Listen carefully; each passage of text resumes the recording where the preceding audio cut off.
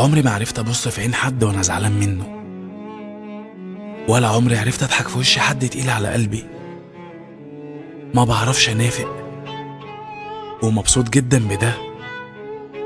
ما بعرفش ابقى حد تاني غير نفسي، بعمل بس اللي يخليني ابقى راضي عن نفسي. لا بدعي حاجة ولا بحس اني محتاج امثل عشان ارضي حد. بتمنى الخير من جوايا حتى للغريب، وعمري ما تمنيت اكون مكان حد او زي حد، لاني عارف وعندي يقين بان ربنا كاتب لي الخير كله. لاني عارف وعندي يقين بان ربنا كاتب لي الخير كله. عمري ما عرفت ابص في عين حد وانا زعلان منه. ما بعرفش انافق،